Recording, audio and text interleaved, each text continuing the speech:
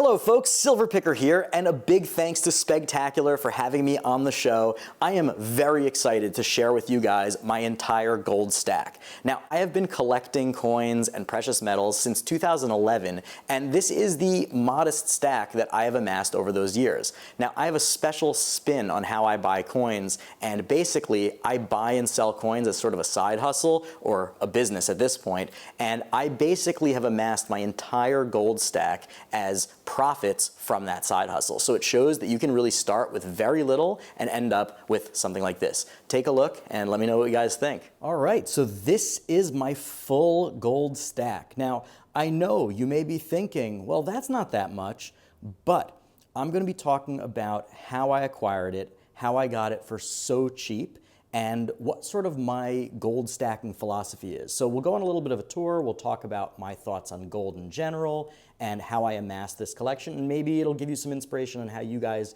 can build your gold stack too, even if you haven't even bought a single piece of gold yet.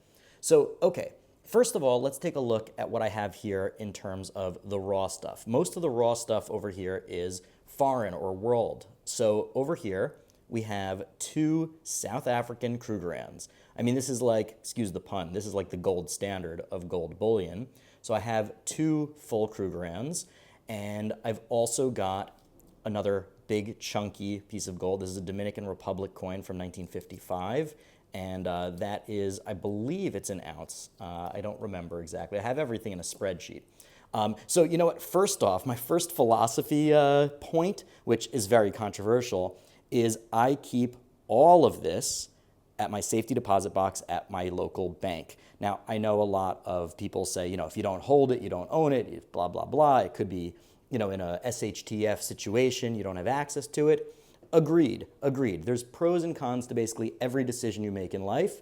And my thought is it is way more likely that somebody is going to burgle my apartment than it is the entire world economy is going to collapse. So I keep it at the bank. And yes, as a YouTuber and content creator, it is very annoying, just to answer your question before you ask it, it is very annoying to have to go to my safety deposit box every time I want to look at my collection or film something. But it's not that far, and I have a good schedule. So anyway, that's more information than you needed to know, but for me, I think it makes sense to keep it at a safety deposit box. Anyway, so I've got a couple ounces of large gold coins. Over here I have 1, 2, 3, 4 British sovereigns, all of different years. This was my first gold coin ever, and it's crazy how I got this. I got this at a garage sale for $3. Yes, you would not believe that, but I got it for $3 at a garage sale. Now, that's sort of a good segue into what my general philosophy is about stacking gold. Now, I'm an investor in general, right? I have stocks, I have bonds, I have a 401k, I have a Roth IRA, I have all sorts of other, you know, more liquid and more productive investments than gold. But I think that there's value in having gold, obviously, you know, as the silver picker, as a coin collector, and as a precious metals investor. But I'm not looking for it to be, you know, 50% of my net worth. You know, I'm looking for it to be in the 10 to 20% range. And that's totally up to you what you guys decide. But I also don't want to spend tons and tons of money. So how did I get all this gold? So for years, I've been going around to garage sales, flea markets, doing private purchases, and I've been buying coins from people, buying collections. And what I do is I buy it, you know, for a percentage. Usually I pay 70 to 80% of the market value of the collection. That's not of the gold value, that's of the market value, whatever the market value is. And then what I do is I sell enough to recover my initial principal, and then I go and sort of squirrel away the coins that I like, or sometimes I'll get a bunch of silver and trade it for some gold, and that's how I amass this collection. So all of this stuff that you see here is from profits from my, you know, buying and selling little side hustle, with the exception of these two. These are 2 $5 Liberty gold pieces that I inherited from my great aunt, as well as another $20 gold piece that I inherited as well, which you'll see in a minute. So let's take a look. So we've got, like I said, I've got my British sovereigns, I've got my big old gold pieces, 4 US coins over here, 3 $2.50 gold Indians, as well as a little $1 Liberty over there. That has way more premium than gold value. And then over here I have some Russian coins. I've got this guy over here. This is I think a 5 ruble piece. And then I have a 10 ruble piece, another 10 rubles. Oh, wow, had that in the wrong section. All right, that is I knew that looked off. That is another gold sovereign, British sovereign over there. And this is what I was looking for. This one is really interesting. So I showed you the 5 and the 10, which are normal, but this one, do you see what that says over there? 7.5. It's a 7.5 ruble gold piece. What a strange denomination. And then last but not least, for the raw stuff, I have this bar mitzvah coin from Israel. It's technically a metal, not a coin, but it is really beautiful. I like it, and it is gold, baby. Now, I do have a little bit more raw, which, you know what, why don't we'll get to that in a minute. We'll get to that in a minute. First, over here, let's take a look at all of this graded stuff. Now, all this stuff I graded myself. I did a massive trade, and you can check out the video on my channel. Also, I do a much more in-depth video of this on my channel, which you can check out, of course, Silverpicker on YouTube. But I did a huge trade where I had like 100 pounds of silver, and I traded it for a bunch of gold because it was just unwieldy, and I wanted to move into gold, which now that gold is $3,000 an ounce, I'm pretty happy I did. Over here, this is sort of where numismatics meets stacking, because I'm a coin collector at heart, right? So I do both. Over here, I am building a US gold typeset, and this is what I count as my typeset. This is kind of like my forever collection, and you can see here, I've got my $1 coins over here, AU53 and AU58. I graded all this, right? I did all the grading. I got a 1900 and a 1925 Liberty and Indian $2.50 piece. I've got my half eagles over here, the $5. I've got my eagles, which I love this guy. Look at this. I love that Indian over there. Beautiful. AU55. And then I've got my 2 big boys. I've got my Liberty and I've got my St. Gaudens. I love this St. Gaudens. Look at that. 1908. Absolutely beautiful. MS63. No motto. What a spectacular coin.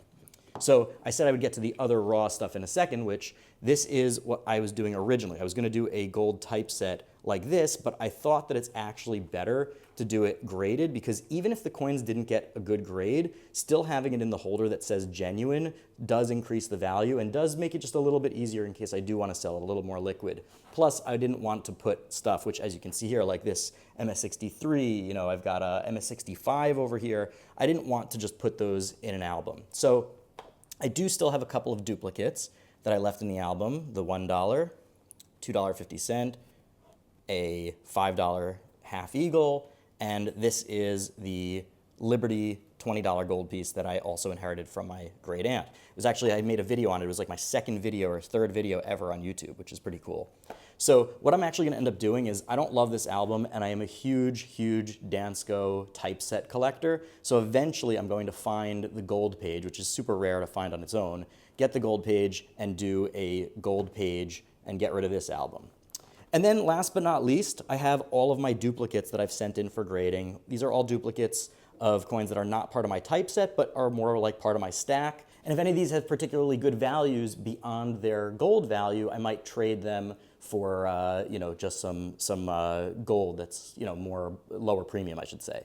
This is an interesting one, and I did a whole video on it. You can check it out on my channel. But basically, this coin is listed on the PCGS price guide as like $3,000 or $4,000. It's AU58 $2.50 Liberty, and it says 1877. But hey, PCGS screwed up big time. Let's see if you can see that.